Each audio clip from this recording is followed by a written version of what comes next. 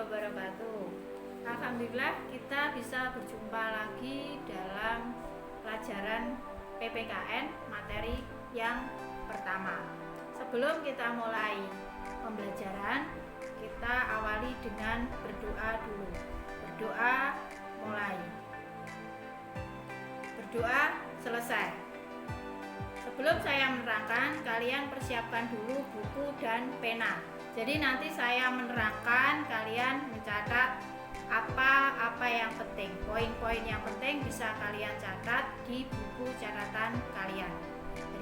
Jadi saya menerangkan nanti tidak sia-sia. Bab pertama dalam pelajaran PPKN ini adalah perumusan dan penetapan Pancasila sebagai dasar negara. Tujuan pembelajarannya yaitu kita bisa mensyukuri perumusan dan penetapan Pancasila sebagai dasar negara dan melihat komitmen kebangsaan para pendiri negara dalam merumuskan dan menetapkan Pancasila. Sejarah perumusan Pancasila dan sebagai dasar negara. Seperti yang kalian ketahui, bangsa Indonesia pernah dijajah oleh Belanda selama 3,5 abad lamanya. Dalam penjajahan itu, bangsa Indonesia mengalami penindasan, mengalami banyak kerugian. Kemudian Belanda perang dengan Jepang dalam Perang Asia Timur Raya. Dalam Perang Asia Timur Raya ini, Belanda mengalami kekalahan. Setelah mengalami kekalahan, masuklah Jepang ke Indonesia pada tahun 1942. Jadi bangsa Indonesia lepas dari Belanda, tapi kemudian dijajah oleh Jepang. Kemudian di sini setelah Jepang masuk ke Indonesia, Jepang memberikan janji kepada bangsa Indonesia memberikan kemerdekaan. Janji itu diwujudkan oleh Jepang membentuk BPUPKI. Jadi BPUPKI itu adalah Badan Penyelidik Usaha-Usaha Persiapan Kemerdekaan. Diumumkan pada tanggal 1 Maret 1945. Di sini ketua dari BPUPKI adalah Rajiman Widyodiningrat. Jadi ketua pertama adalah Rajiman Widyodiningrat. Ketua 2 dari Jepang yaitu Ichibamase Yoshio. Kemudian sekretarisnya adalah R.P. Suroso. Anggotanya berjumlah 62 orang. Jadi 62 orang itu ada perwakilan dari Indonesia dan perwakilan dari Jepang. Karena memang badan BPUPK ini adalah intinya sebagai badan bentukan Jepang, maka anggotanya ada yang berasal dari orang Jepang. Setelah diumumkan BPUPKI, kemudian BPUPKI mengadakan sidang yang pertama, membahas tentang dasar negara. Sidang yang pertama ini dilaksanakan tanggal 29 Mei sampai 1 Juni 1945. Pada sidang hari pertama yang menyampaikan rumusan dasar negara adalah Muhammad Yamin. Muhammad Yamin ini menyampaikan 5 rumusan dasar negara. Yang pertama, peri kebangsaan, peri kemanusiaan, peri ketauhanan, peri kerakyatan, dan peri kesejahteraan. Kemudian hari kedua pada tanggal 31 Mei yang menyampaikan adalah Supomo. Supomo menyampaikan 5 unsur dasar negara, yaitu diantaranya ada persatuan, kekeluargaan, keseimbangan lahir dan batin, keadilan rakyat, dan musyawarah. Hari terakhir pada tanggal 1 Juni 1945 yang menyampaikan adalah Soekarno. Soekarno juga menyampaikan usulan dasar negara. Ada 5 poin landasan kemerdekaan. Di antaranya ada nasionalisme, internasionalisme, mufakat, kesejahteraan sosial, dan ketuhanan yang Maha Esa. Tapi belum diberi nama Pancasila. Tanggal itu dalam tanggal 1 Juni itu Soekarno kemudian menyampaikan bahwasanya nama yang diusulkan adalah Pancasila, yang akhirnya diperingati sebagai hari lahirnya Pancasila pada tanggal 1 Juni 1945. Diambil dari kitab Sutasoma karangan Empu Prapanca. Kemudian setelah sidang yang pertama ini berakhir, kemudian BPUPKI belum menghasilkan dasar negara, tapi hanya usulan. Setelah menyatakan usulan itu tadi, Soekarno memberikan pendapat bahwasanya membentuk panitia 9. Jadi karena ingin segera merdeka itu tadi, Soekarno membentuk panitia kecil atau panitia 9 yang berjumlah 9 orang agar bisa segera terbentuk dasar negara. Panitia 9 ini diketuai oleh Soekarno. Panitia kecil ini bersidang di rumah Soekarno. Jadi setelah pada masa reses, setelah tanggal 1 Juni itu panitia BPUPKI mengadakan reses. Reses itu kalau sekarang namanya istirahat. Jadi sidang itu istirahat.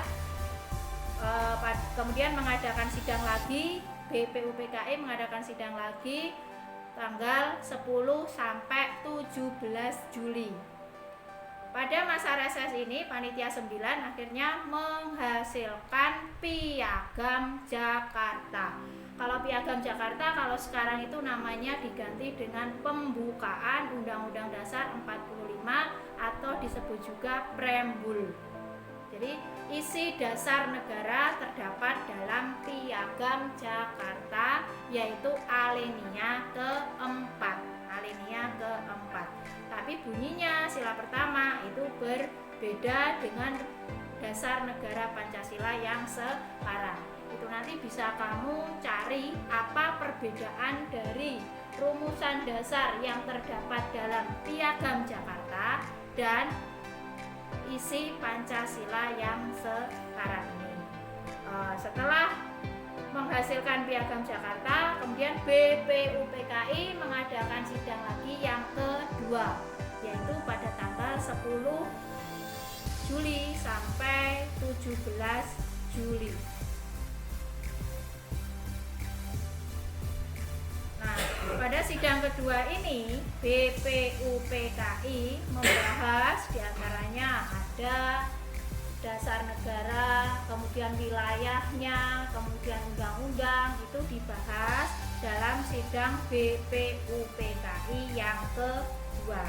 Setelah selesai membahas atau setelah selesai bersidang yang kedua, BPUPKI dibubarkan. Jadi BPUPKI sidang telah menghasilkan Piagam Jakarta, menghasilkan wilayah, menghasilkan dasar hukum, kemudian tugas BPUPKI selesai dan akhirnya BPUPKI dibubarkan pada tanggal 7 Agustus 1945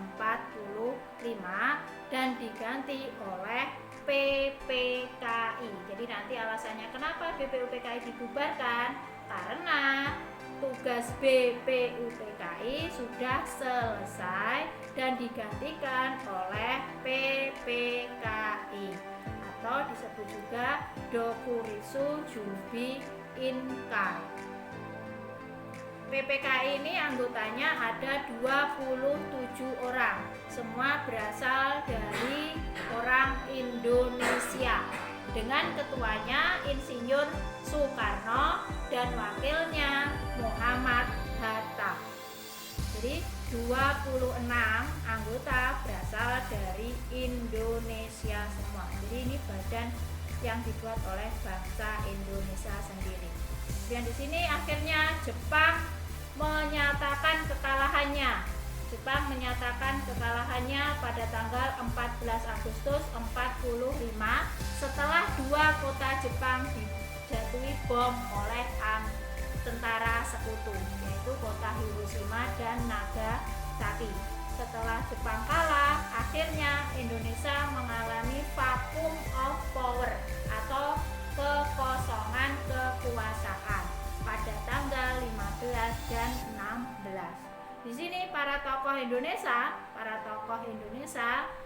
mengambil kesempatan ini. Ada golongan tua dan golongan muda. Jadi pada saat itu ada 2 golongan, yaitu ada golongan tua dan golongan muda. Golongan tua ini menginginkan menanti dulu apa yang harus dilaksanakan setelah Jepang menyatakan kemunduran kekalahan.